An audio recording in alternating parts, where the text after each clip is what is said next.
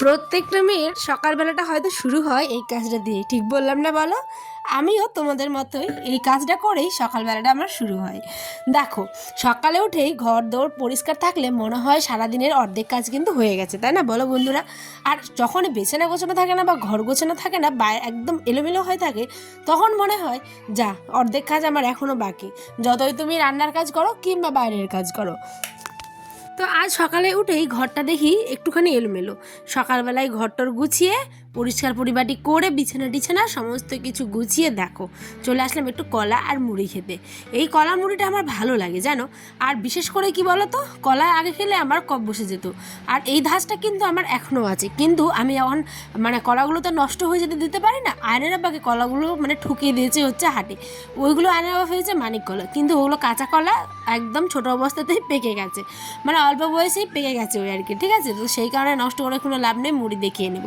সকালের হালকা খাওয়া কমপ্লিট, তারপরে চলে আসলাম এই যে সরিষাগুলোকে আবার ঢিপ করতে। ঠিক আছে, এটা যেহেতু আগের দিনের ব্লগ এখান থেকে একটুখানি কেটে দিয়েছিলাম, তো এই ক্লিপসটা তোমাদের দেখানো হয়নি, তাই এটা ছিল গতকাল ব্লগ বিকেলের ব্লগ, আর ওইটা ছিল সকালবেলা। তো যাই হোক, চলো এবার এগুলোকে ঢিপিয়ে দিই। এই যে নেট, বড় বড় নেট দেখছো, এই নেটগুলো কিন্তু এমনভাবেই বিছাতে হয়, যখন আমাদের গেরস্ত বাড়ি বলে কথা, তখন তো এই কাজগুলো করতেই হবে, তাই না?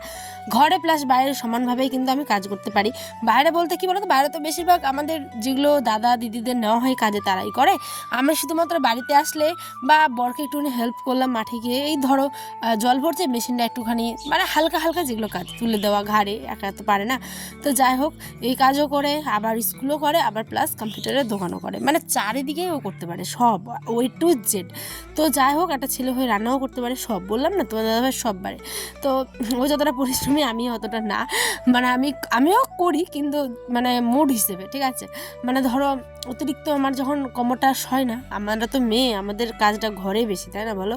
তো যাই হোক, এই যে আজ আমার শরীর ভীষণই খারাপ ছিল, আমি বললাম তুমি গামলি দিয়ে ভরো, আমি একটুখানি তোমাকে হেল্প করি। বস্তাগুলোর মুখ ধরে ধরে খুলে রাখতে হয়, তারপর ওটা কিন্তু ঢালতে হয় দড়িগুলো। সরিষাগুলো তোমরা গতকাল ভিডিওতে দেখেছোই, কেন আবার হাট থেকে ঘুরিয়ে নিয়ে আসা হয়েছে, একটুখানি ড্যাম ছিল, রোদ্র লাগবে বলে। আর এখন যা রোদ, খরা, প্রচণ্ড রোদ, সেই কারণে কিন্তু আমরা আবারও দিয়েছি এই সরিষাগুলো। তো একবারের কাজ দুবার করতে হলো, ঝামেলাটা একটুখানি বেশি, কিন্তু নিশ্চিন্ত 2-4 মাস আরামসে এখন থাকতে পারবে। সরিষাটা আর কি কালো হওয়ার চান্স কম। ঠিক আছে, তো যাই হোক, এদিকে আমার ছোট্ট সোনা দেখো কত খুশি, আমার বাবাটা, আমার কলিজার টুকরোটা কত খুশি। এদিকে তোমার দাদাভাই দেখো, এই যে এটাকে বলে বেলচা। ঠিক আছে, বেলচা দিয়ে ধুলোটা ঝেড়ে যেটা তরি ছিল সেটাকে কিন্তু ঢেলে নিল। আর আমি কিন্তু এখানে বস্তাগুলো তুলে দিলাম। সময় কত জীবনকে পাল্টে দেয় না, আগে এত কাজ করতে জানতামই না, সময় পরিস্থিতি সব কিছু শিখিয়ে দিয়েছে। তো এটা কোনো খারাপ কাজ না, এটা আমার নিজের জমি, আমার নিজের সোনার ফসল, এটা কোনো লজ্জার ব্যাপার না। তো যাই হোক, বাড়ির কাজ, বাড়ির উন্নতি, সংসারের উন্নতির জন্য সবাই করে, তাই না? তো যাই হোক, রাতের বেলা ছিল আমাদের হচ্ছে মাছ রান্না, দিনটা ছিল এটা বৃহস্পতিবারের ব্লগ আর কি। তো দেখো, টমেটো কুচি, পেঁয়াজ কুচি, আর এইদিকে আমার আয়ান সোনা বল নিয়ে খেলা করে। কি করো আব্বু? বল, ফুটবল বল খেলছো? যাও যাও, দেখে দেখে যেও না, অন্ধকার আছে। তো মাছের ঝোল ভাত, আর সাথে ছিল তিতারি আলু ভাজা। কিন্তু লাস্ট ক্লিপসটুকু নিতেই ভুলে গেছি, আমরা সারাদিনে এত কাজ করেছি আর এত খিদে পেয়েছিল, আমি আর সেই পরে ক্লিপসটুকু নিতে পারিনি। যাই হোক, মাছের ঝোল আর আলু তিতারি ভাজা, তেতো যেটা শাক হয় সেটাই। তোমরা কি বলো? আমাদের অনেকে গ্রামের ভাষায় হেলেঞ্চা শাকও বলে। তোমরা কি বলো অবশ্যই কমেন্টে জানিও। আর বেশি ব্লগটা কিন্তু বড় করছি না।